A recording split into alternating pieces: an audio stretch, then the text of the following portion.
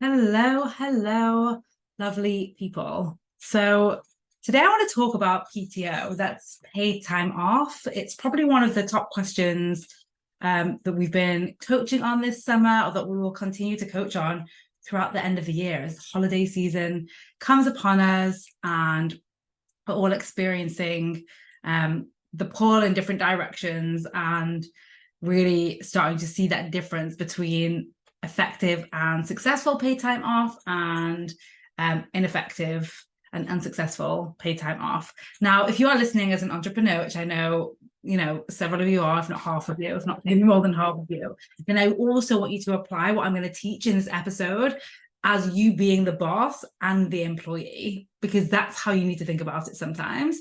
And if you are here as an employee or as someone who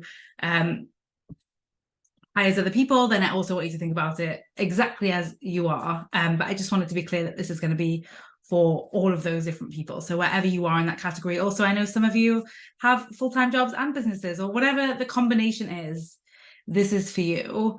I think sometimes when we are entrepreneurs, we think, oh, this isn't relevant for me anymore. Now I'm my own boss. Now I'm my own boss. I can take time whenever I want. And what I've seen happen, and in fact, I did a poll on my Instagram stories around paid time off and invited people to ask me questions or tell me what they wanted covered on this podcast. And one of the themes that came up from a few people was really actually how they personally struggle to take paid time off in their day job, and then how they fantasize about working for themselves and having unlimited paid time off. And then on the flip side, people telling me they work for themselves and they take less time off than when they were employed by someone else. So it's really interesting that we get to see the behind the scenes of like the grass is greener syndrome, in terms of it must be easier when you work for someone else, you get allocated your PTO and you just take it, versus actually it must be easier when you work for yourself because I'm dealing with a manager or a team or cultural, a work culture that doesn't actually encourage us to take time off or looks down on us when we do, or feel like they have the control over my timeline and what I'm able to do instead of being fully free to do what I want when I want. So wherever you are in that spectrum, welcome. We're going to cover some powerful things today regarding PTO, that the mission of which is to set you up for success for an amazing PTO, and whether you are employed or self-employed. And I really do encourage you to actually share this episode with someone that you love, because this is so messed up out there. It's so fragmented. It's so disoriented. And one of the things I want to speak about here today, we're going to speak about culture versus policies. Now, if you are part of an organization, you will have policies around PTO, and that could be, I've spoken to some people that have unlimited PTO. It's like, oh my God, how amazing would that be? And yet statistics show that people with unlimited PTO typically end up taking less time off than people with certain limits, which is so interesting, because what that tells us is it's not about the policy, it's about the culture. Right. And that's what I want to talk about today. And so for those of you that work for yourselves, in answering to yourselves, I want you to think about this. What would be, in fact, everyone answer this. What would you like your PTO policy to be? That's when most of our brains go first. And we think like, oh, I would like to have 20 days. I would like to have 30 days. I would like to have 40 days. I would like to have unlimited days. And we really start there, instead of thinking about the culture. But even I used to work for a French bank, and I remember going to see some colleagues in Paris, and they had, I think because she'd been there a while, it was like 42 days. And I was like, wow, that must be amazing. And she literally said to me, it's not, because I have to do the same amount of work. And what I end up doing is working longer hours when I'm here, because I'm planning and, I'm taking all my PTO and I'm not making any decisions around strategically what I'm going to do differently, what's not going to get done, how I'm going to prioritize. I just literally have the same mindset, the like 9-to-5 mindset, let's say, the mindset we're taught around work. And then I'm just reducing my hours, which actually creates, or reducing my days, and then just keeping the same hours. I see this with a lot of my friends who have gone down to like a 4-day work week, maybe, either through becoming a parent or or through the company becoming a 4-day work week. And the problem is the culture hasn't changed, just the days have. And if that happens, you end up with people still working maybe the same number of hours, maybe even more, maybe thinking about work more, because you've gone for the policy first. And for my entrepreneurs out there that are like, well, I could like, my policy, I don't know, maybe I don't need any time off, full days, maybe I just want to work 3 hours a day every day, whatever it is. I really want you to think about what you would want to give your best mate, what you would want to give your sibling, what you would want to give someone that you care about, and just even notice if that's different to what you want to give yourself. Because oftentimes our brains can sneaky leaky lie on us. I don't know if that was sneaky leaky, but our brains can lie to us a little bit and be like, oh yeah, I'd be fine working every day, or just having, 5 days or whatever it might be, just having one vacation a year for 5 days. And if you would not give that to your best friend, if you would not give that to your sibling that you care about, then what it's telling us is it's not about you being happy to do it. It's about you not really caring for yourself in the same way. So that's a good red flag moment, and something to definitely get coached on if there is a difference there. The other thing that I would say is culture matters first. This is like, and culture is really just like, what are the values that you have? What's the norms that you want to create in the environment? Because I've spoken about this before on the podcast.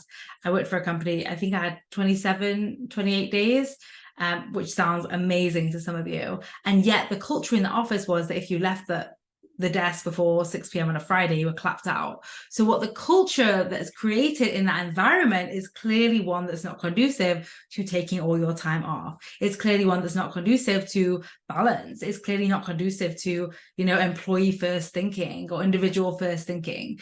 And so everyone listening, I want you to set aside, it's kind of like when you're looking at a job and you see the data numbers and you're like, oh, I'll make the decision on where I want to work based off of the number of vacation days. Well, that sounds great, but if the culture is one that doesn't allow you or encourage you or even, berates you for taking those days, it doesn't matter what the policy is. You are going to be made to feel uncomfortable. You are going to be made to feel wrong and guilty and shame. And that's more important. The culture of where you work is far more important than the policies. Now you could say, well, the policies stem from the culture. Hopefully, yes. But oftentimes we're just inheriting policies. And even thinking about managers in our B2B arm of our business, we found that really working with new managers and new employees, really at the top down level, creating an intentional culture is so important, because you could have an organization that says, 25 days and we want you to take them all, and they could value it. But if your direct manager still thinks time is money and still thinks that you should be available all the time, then what you end up in an organization with is different teams literally sitting next to each other with different cultures. It's very confusing, and for sure it's very disengaging. So even, again, I feel like I'm jumping from the individual to the team, but I just want you to pause for a minute. Having heard what I've said, we've put policies down for a minute and we're going to speak about culture. What are the cultural values that you want to create, that you want to have where you work, when you work, right? I brought Jenny, my former boss, on the podcast recently. And we spoke about when I was working for her, some of her values, some of her boundaries, and how she communicated them. But I want you to get really clear and think about these for you. What are they? Away from just, I'm going to work less. What is it specifically? What's your why for working less? For me, I can tell you part of my culture and my why for working less is I do think work is a part of life and work is not all of life. And I also think when we approach work as it's a part of life and not all of life, we actually work better. I also think generally less is more in terms of doing less, in terms of less time. And obviously, I think of there's a movie, Forgetting Sarah Marshall, that I shared with my clients recently. It's so funny. He's teaching him how to surf and he's like, do less. And then in the end, he lies there and does nothing. And he's like, wow, you've got to do more than that. So there is strategically less, and it's not zero. Most of us, though, are overworking and overdoing and overbusy. I think we can all agree with that. So those are some of my values that drive my decisions behind working less, my decisions behind how I work, how I want my team to work. We recently had someone on the team that's going to go travel for personal reasons. It's not like a vacation per se. And she said, yes, I can be available for work. And we said, well, we don't think you need to be. And she ended up agreeing, like, yes, actually, she doesn't want to be. And it's actually way more streamlined for us to know clearly that we are, what's happening in the business, what our work will look like that week. So really get super clear, put the policies down. That's where everyone wants to jump to, like, I'll take 10 days off. I'll be off over Christmas. I'll be off over Thanksgiving. Like, I get it. That's where our brain likes to go because it's known. But if your driver behind those decisions is not checked with, you will end up making what I've seen 1,000 times, which are unsustainable decisions or decisions you don't follow through on, which then end up building a reputation or like an internal dialogue, more importantly, an internal reputation that you can't follow through, or you don't follow through on things that you set to do. We want you making decisions based off of the culture that you want to intentionally create, and that allows you to follow through, to learn, to improve, to adapt, and to build sustainable practices for yourself, for your teams, for your organization. Now, if you've listened to this and you're like, yes, I get it, policies versus culture, but you've never actually gone about to create an intentional time culture, that is something that we literally partner with organizations to do and can do with you. You can just email, actually just hit me up on LinkedIn. It's the Time Hackers page, or you can hit me up at Vicky Yaffe on LinkedIn, or obviously on Instagram. You can go to timehackers.xyz. That's our new Instagram page, and you can DM us there. And the reason why I didn't just give other websites is because right now I'm recording this when we are in the middle of moving from Vicky Louise to timehackers.xyz. And you can see here that I've not paused. I've not said, I'm not going to do anything. I'm going to wait for the website to be up. I'm going to wait for everything to be perfect. I've said, because my culture, like what our value is to get things out there and not wait for perfection. It's how we move faster. It's how we implement faster. It's how we are growing faster. We are already working with business clients without having a business website because of this. So on a flip note, obviously that's all around time hacking and time hackers. And if you are listening to this as an entrepreneur or individual or solopreneur who knows that you wait for perfect to get things done, then maybe you want to dive in to our Time Hackers program. So I'll be sure to leave that in the show notes too. So yeah, that's it from me. Just really differentiating the decisions behind the policies versus the reason why, the culture, the values, where are they? And getting super clear on those first. All right, today's episode, I do feel like was a little bit different, but I really encourage you to answer those questions. What's the culture you want to create? What are the values that you want to be an example of? That's a great question. What do you want to be an example of? For your team, for your friends, for your community, and for yourself? What would you like to change? Now, some of you are employed and will be thinking, this isn't easy for me. Do the exercise anyway. You'll be surprised at what you can create just by being in it.